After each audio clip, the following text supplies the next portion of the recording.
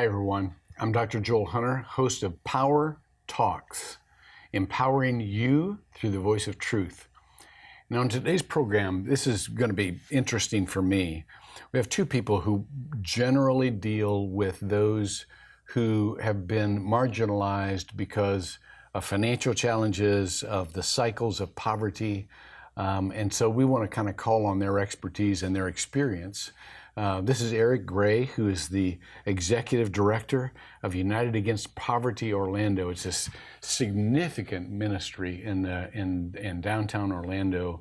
You may have been reading about it in the newspaper. By the way, where are you in your parking lot? We've met all of our goals, and we're going to close on that piece of land in about 4 weeks. Hallelujah. So, yeah, it's really going to help a lot. Yeah. They have so many people down there. They just needed a place to have people be able to park and come in for help. And this is Julia Howard, who's the chairman of the Rescue Outreach Mission of Central Florida. Now, let me tell you why I love this mission. I knew Mother Weaver. I have interviewed Mother Weaver. This was an icon in Sanford in our community. This Pentecostal preacher who just heard from God she ought to help out the poor. And so she established what is the only residential facility for homeless families or families who don't have a shelter right now in Seminole County. And it is such a significant ministry. And so, Julia, thanks for being on with us today. Thank you for it's having really me. good to be with you. Now, here's all of us need a lot of education because we just think of poor people as they're just a segment of our population who don't have enough money. But it's really way deeper than that, isn't it? Mm-hmm. And I'm sure from your experience, I think the Tolstoy quote in Anna Karenina is all happy families are alike, but every unhappy family is unhappy in its own way. And so could you just let me start with you, Eric, by asking you, tell us about some of the families or some of the people that come to United Against Poverty for help. What are their lives like? Sure. Well, I think the first thing you would notice at our campus is the number of work uniforms. So the idea that people who are struggling to make ends meet are flying a cardboard sign on the street corner at the bottom of an off-ramp is just really not true. Certainly there are some people like that, but they make up a very, very very small percentage of the overall struggling population. At our site, we see about 500 individuals a day, and based on the studies that we've done with UCF, 72% of our members are full-time employed. Wow. The remaining are actually either part-time employed, they are of retirement age, and maybe on a fixed income, and only about 7% are what you would call destitute or homeless. And so the folks that are struggling to make ends meet in this community, we refer to as the working poor. Yeah. Yeah. It's a very big population of people, and the specific definition of that that's generally accepted would be those people who are earning double the U.S. poverty rate or 200% of the U.S. poverty rate and below. Okay. And in our community, that would work out to be 42.9% of the Orange, Seminole, and Osceola County area. So do most of the people who come in just need some assistance with food or some, something to get them over the hump, or what Sure. are they looking for when they come in? Well, with our program, because our largest program focuses on grocery food, this is just a way to help stretch an already very thin budget. Okay. So the food we have is roughly 60 to 70% discounted from a normal commercial store. But everybody who comes to us, as you said, is unhappy in their own way. In our facility, they're not necessarily unhappy, they're just low income. And they all have their own story, their own individual challenges, and they're just trying to find a little bit of a hand up somewhere. We work with folks who usually are just either low income employed because they don't have the educational background or the certifications, or just because there aren't enough available jobs in the community that pay what we might consider a living wage, something over 200% of U.S. poverty. Yeah. Julia, the folks that you deal with at the Rescue Outreach Mission really don't have shelter. I mean, they don't have a place to go. Tell us some of the stories about those folks.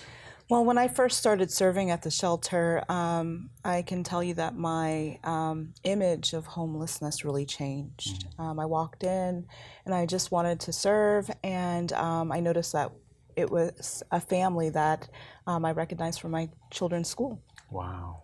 And they had just lost their home. Mother that I had shared my time with, serving in the classroom, and you know, they experienced a fire and they didn't have any resources. A lot of the people that come into rescue are looking for emergency shelter based on the fact that they've had an eviction or they're facing issues with illness, financial restrictions, or they're overcoming addictions. Let me ask you this. Let me interrupt. I've heard it said that people don't become homeless because they run out of money, but because they run out of relationships. That is very true. Do these folks just not have any kind of supportive community that they could turn to, and so therefore they end up at your doorstep? A lot of the times we're the very, very last resort. They've tried family, friends. No one wants to come to the mission, you know. So yes, most of the time they don't have any other additional support to provide. Yeah. Okay, and this is a family shelter where, you know, a family can stay together. How do you do that in the shelter? Do they? I don't think they each have their own room, or do they? Well, they do. So we have a women's and children's shelter, and then we have a men's shelter. Okay. The women and children, we provide them with a room. We also have a side that has only single women, and it's more of a dormitory style. Gotcha. But our goal is to provide them with a family style or a home outside of their regular home. So they can decorate the room how they want to, Oh, cool. make it their own, and most of the times they do. We have a communal living area where all of the families will come together and support each other. And then on the men's side, it's very, very close in proximity. So we have a communal eating area as well, so that women and children can spend time with the fathers. Yeah, that's fantastic. Now let me ask you both, because this is, Eric, you mentioned this as well. While they're at your particular service centers, you become aware that they need to do something in order to become more self-sustaining than they are, or to improve their situation. Are you working with any, like Goodwill Industry has training programs, or sometimes Valencia or Seminole State has certification programs to help boost the income of these families? Can they do that? Do they have any interest in doing that? Oh, absolutely. We all have to work together collectively, to fight homelessness. So we do work with Goodwill. We work with the Recovery House. They have an employability center there. And then Second Harvest Food Bank. Good. They also have training programs to help people get jobs. Okay. Yeah. Good. Eric, how about you? We do the same. We do partner with as many different organizations as we can, whether that's churches, mosques, synagogues, whether it's other nonprofit organizations or some of the municipal and county organizations. Right now we have 27 different nonprofits that do some work on our campus at least once a month. A couple of those are there every day. But we also had to develop our own program because we found one of the gaps was folks trying to find jobs that had major barriers to employment. And then usually the two biggest barriers, in addition to not having family support in the community, would be some type of criminal background record and some type of either diagnosed or undiagnosed mental health issue. Okay. That's what we try to work on, is getting those folks employed back in the community, hopefully to a living wage. And how do you do that? I mean, those seem like pretty big barriers. We both work on trying to stabilize people, whether it's stabilize their housing situation or stabilize their food situation. But at the same time, there are some emotional stability issues that come into play. So you might have, let's say, a woman who's been in a relationship for most of her adult life, but it was an abusive relationship, so she has no work background. She's now escaped that relationship, but she needs to go back to work, but she has no skills, no experience. So we can't just throw her back into a job. She's got some emotional stability issues to deal with. And so our program which is unique in some ways, but there are a lot of programs out there. We work with what we call emotional intelligence training to get people to a place where their self-confidence and their self-esteem is built up, where if they get into that interview and get into that job, they're more likely to stay with it for an extended period of time. Okay, good. And do you have follow-up? I mean, you have so many people that use your services. Well, I mean, it's one thing to get them to this point. It's another thing to come along a month after or 2 weeks after and say, "How you doing?" Yeah. Do each of your ministries have some sort of follow-up to see how they're doing? So we follow up in a lot of different ways. At the highest level, we have what we call success coaches that stay in individual contact by phone and email, not only with that individual, but also members of their family. Sometimes people become hard to track down. So we have to have 5 different points of communication for each person. Sometimes in small ways, just text messages out to the families who use our program, encouraging them to come back, and welcoming them back. And so every way that we have a touch point with one of the families that we work with, it just continues to reinforce that there is some type of support system out there, whether they choose to use it or not. Yeah, that's important stuff, because the follow-up gives a sense of dignity and respect, and you're worth something. You know, there's a way that you can help that kind of takes away dignity and increases shame. But if you're truly interested in the person on a consistent basis, then that lets them know they're important. Yeah. What about you? You can't make them a number. You know, we have our case managers that follow up after they've transitioned to a home, and then our staff. They just keep these. You build relationships after someone's been with you for 90 days. Just recently we hired on one of our graduates as a security guard, and he mentioned that he just wanted to give back so we can continue to cultivate the relationship, build the skills, and like you said, build dignity and I think I've met that guy. He's a neat guy. Yeah. Let me ask you a really challenging question. Part of this program is so that people can use the power they have in order to improve the lives around them, and we can help them see people who maybe are stuck in an area of life and feel like, well, okay, maybe I could intervene or help or serve or whatever. So given that long intro, let me ask you, if there are people who know people who are either in the process of losing their homes, or in the process of they're going through a very difficult time financially, or they're going through some sort of traumatic experience, are there ways that just regular people could be part of God's sustaining hand for those, or encouragement for those folks? What are the practical ways that an average person can help someone who is challenged with a cycle of either poverty or marginalization or being left out? You understand? It's a general question. It's a badly asked question. No, rescue me. You rescue me here. I mean, just loving on people, being there to support, listen. A lot of times people feel very alone. And when that loneliness sets in, they feel like they have no hope and they can't make it through. Also offering resources. If you know that your friend might be having a challenging time with making ends meet. Some people feel uncomfortable about sharing money, but maybe grocery. Maybe it's daycare. If they need somebody they've lost their job and they want to go look for something. Filling in, saying, "Hey, I'll watch the kids for you." Those things might seem insignificant, but it can really make a difference on someone being reemployed. Yeah, good. I think at the simplest level, just acknowledging that the people that are challenged exist. People ask the most frequent question I get is, what do I do when you see somebody standing on the side of the road? And my response is always the same, that whatever your heart tells you to do, I think is the best decision. Even if that means rolling down the window and just saying hello and saying God bless you, saying I can't help you today. but I want to let you know, I hope you have a great rest of your day. Having done that myself, and a lot of people in my profession, go out and try to experience some of the things that people we serve do.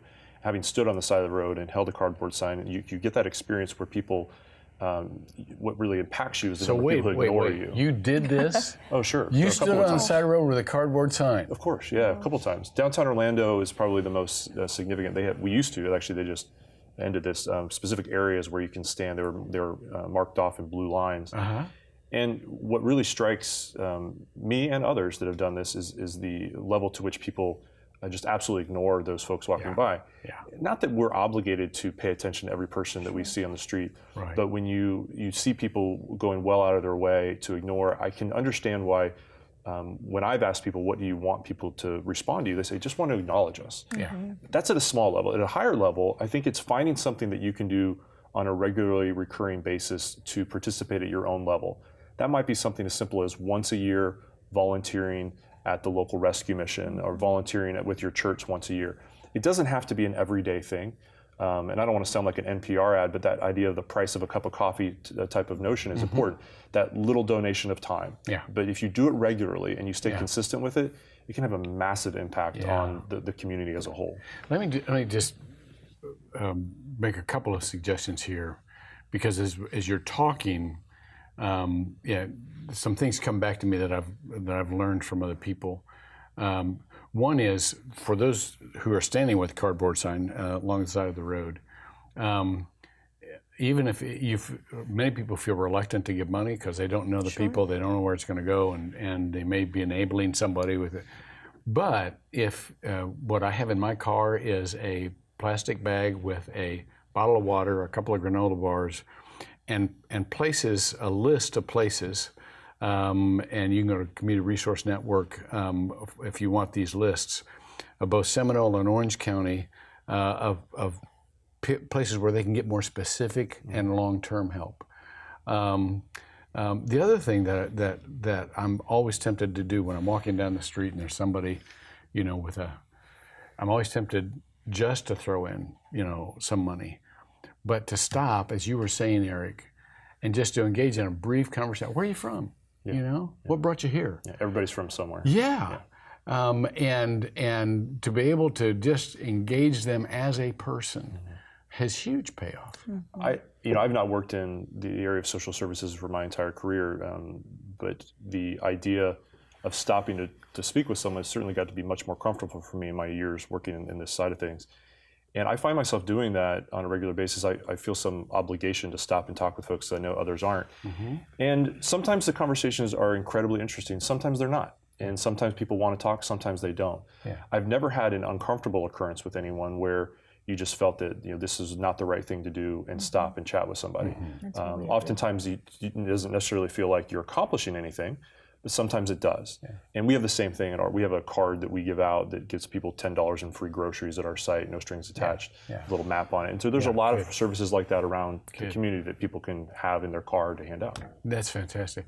Julie, let me switch subject just for a second. What got you interested in this work?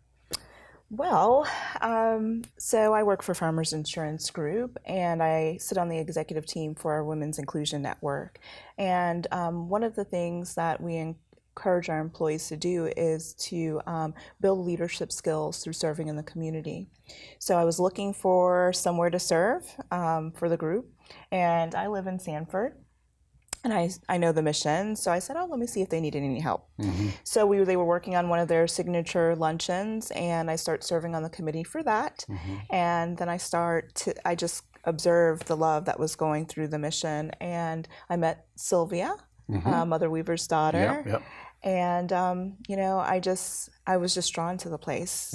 There is there's a special feeling about watching people help themselves, and being a part of that. So I've been there for 3 years, and I don't think I'm going anywhere. So, It's a great story. One thing leads to another, doesn't it? It surely does. Because once you get involved and you get to know some people, there's always people they know, and there's always another connection that you kind of step into. It's kind of like man makes his plan, but the Lord orders the steps. It's a way that He guides us into further service if we'll just take that first step. Tell us about a particular family or particular person that you remember, just so that those who are listening can get an idea. We're not just talking about a population, we're actually talking about people. Sure. Is there somebody you ran into, Eric, that you can say, I don't think I'll probably ever forget this person? And you don't have to have some big success story, just a person. There's lots. The first that comes to mind is all of my interactions tend to be in our parking lot. You run into people out there a lot. And a couple of years ago, we had a young woman walk up and happened to catch me in the parking lot. I ran into her, and she had 6 children with her.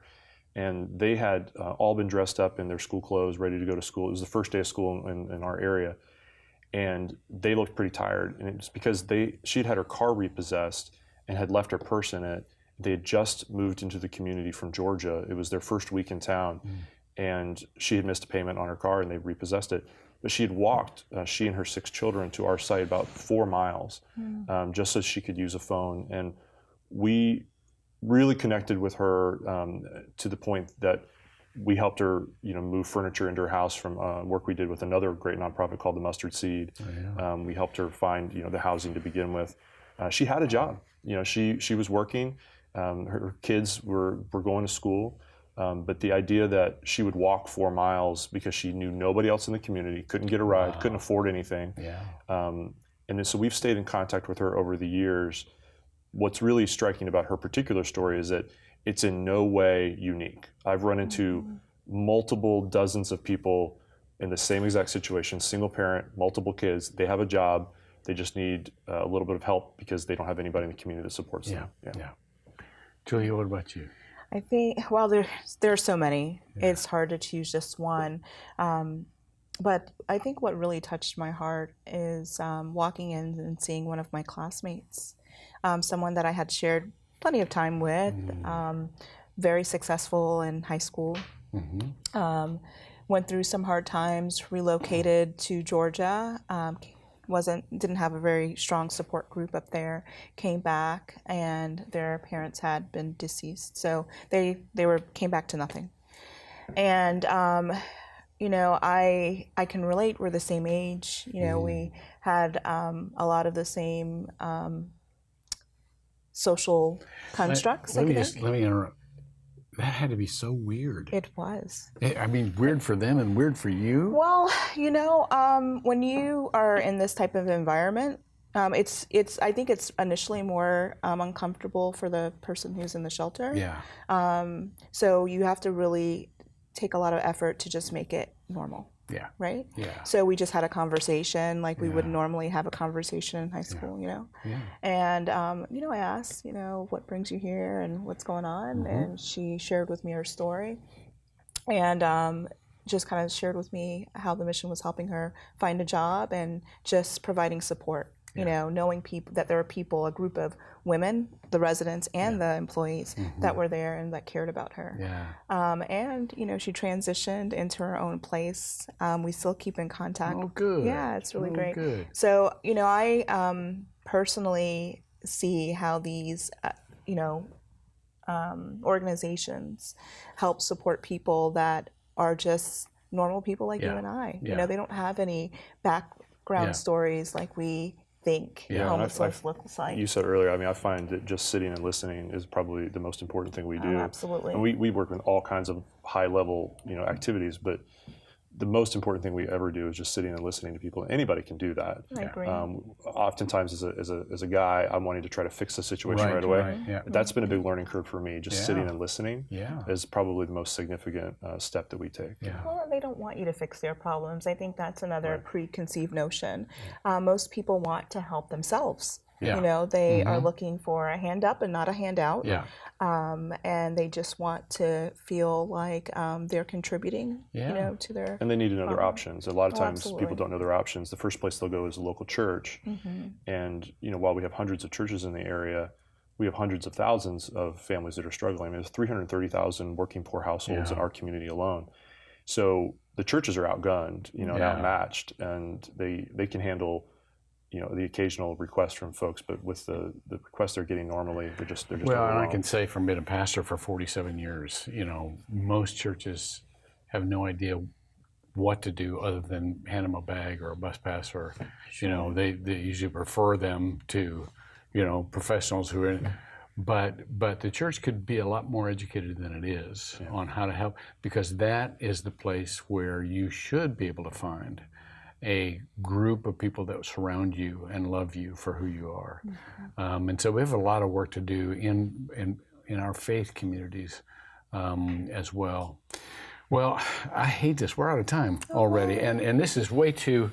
I didn't think we were going to conquer poverty all in one conversation, but thank you, Eric, and thank you, Julia, for giving us a glimpse into your lives and the lives of the people that you help.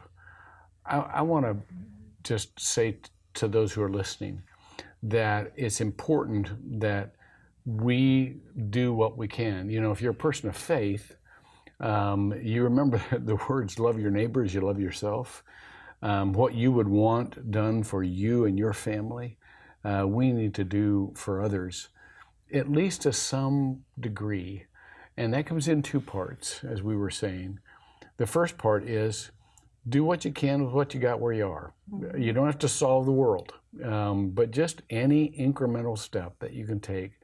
But the second part is this, to engage them at a level of respect and dignity and interest. Everybody has a story, and to listen to their story with empathy does more than you can imagine, because it does that for all of us, no matter what our financial situation. We want to know that we matter. So anyhow, we are out of time. Thank you again, and thank all of you for joining us today on Power Talks. Remember, these discussions are just that. They're discussions among us. But we'd love to see you continue the discussions at home, or go one step further and get involved, as Julie was just saying, just in some incremental way. And Eric was saying, it doesn't have to be every day, but just periodically. You can do that because you're empowered through the voice of truth. See you next time.